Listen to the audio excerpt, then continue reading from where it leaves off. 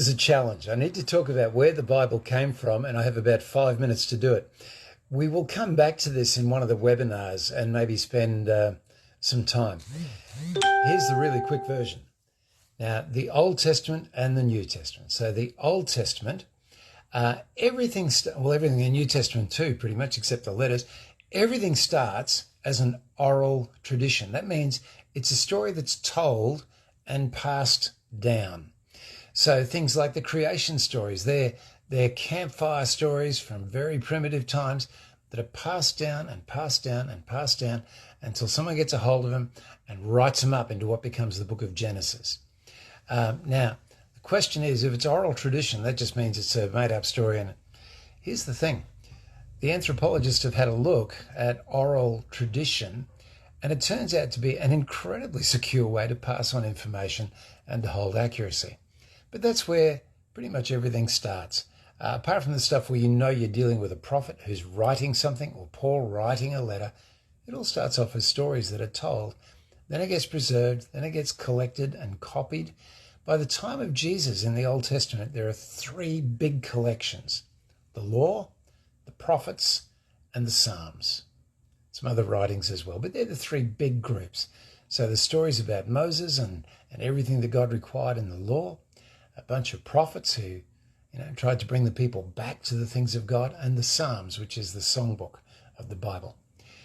In 90 AD, at Jamnia, the Jews got together and had a little conference. And the reason they had to do that was all these Christians were chasing around saying, as it says in Scripture.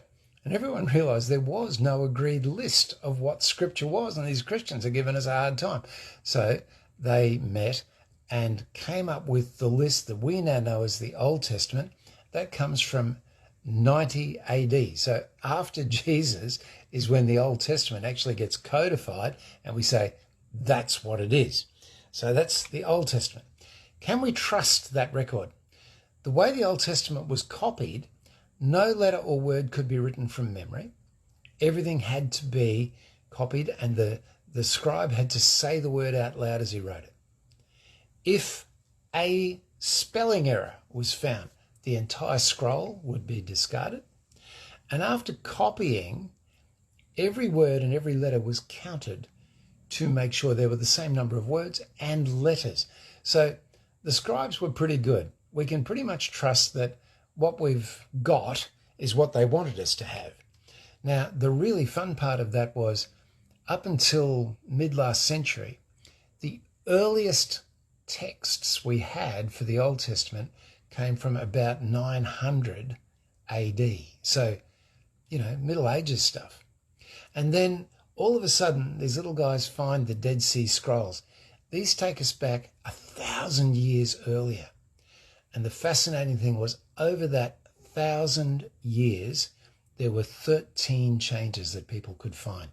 None of them made any difference to interpretation or meaning or story. They were just little, where's a comma, where's not a comma, that sort of stuff. So we are incredibly confident that what was written at the first time it was written is what we've still got today. So that's the Old Testament. The New Testament, well, Jesus left no written record himself, and the earliest Christians didn't have anything. They had the Old Testament was their Bible. It was a Jewish sect when it started. So their Bible was the Old Testament. The faith spread, apostles went all over the place, they started writing letters, and we needed some reliable accounts of the stories of Jesus. So the Gospels start getting written, and Luke tells us that he's writing his Gospel because there are so many people trying to write stories about Jesus. He wants to provide us with a carefully researched, accurate record. Then problems start coming into these little new churches. Paul and others start writing letters to address those problems. Those letters are collected and distributed and passed around, and they would make copies again and send them to other churches.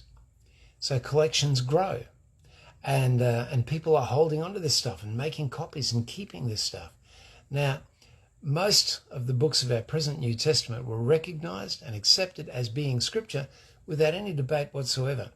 And it's interesting, at Alexandria Antioch and Jerusalem, which were the three big centers for the Christian church, they were circulating very early on lists of New Testament books that they thought were worth keeping. Strangely, in all three places, it was pretty much, almost exactly, the same list.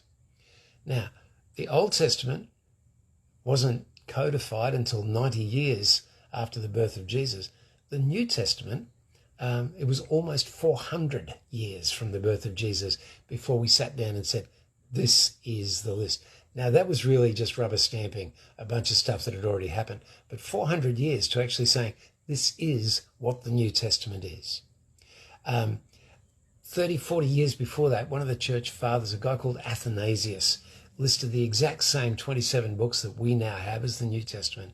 He said, these are the fountains of salvation, that anyone who thirsts may be satisfied. Let no one add to these.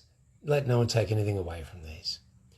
And 40 years later, the church met and ratified these books. So we'll talk a lot more about the types of literature and all that sort of stuff. But the deal is, that's where it came from. It's a collection from a lot of cultures. It's written over several thousand years, the entire Bible. And the miracle of the Bible to me is that it actually holds some sort of unity. There are all sorts of different people from all sorts of different places and experiences that contribute. In it, there are debates and arguments between different views. And it comes down to us as this thing that the councils of the Jews and the councils of the Christians said, this is the safe stuff. Can we say we don't know that we've got the right stuff? We can't. It's good. The earliest fragments they've found of John's Gospel come from maybe 20 or 30 years after it was actually written. It might even be an original copy, who knows? And it was translated into so many languages and copied so often. We've got hundreds and hundreds of copies of the texts. We have no doubt that we've got what the authors meant us to have. So that much is safe. And the question you've got to ask yourself is not, is this a reliable document? It is, am I going to do something about it? Come back for the webinar when we tell you when that is, and we'll go through this much more slowly, show you some comparisons between the Bible and other things that we take as absolutely sure history. And we almost know we have no texts and very late, 1,000 years after it was written is our first copy. The Bible, we've got hundreds of texts within 50 years. We can be pretty sure the Bible's all right. So that's by way of introduction where it came from. Tomorrow we'll move on. God bless. See you then.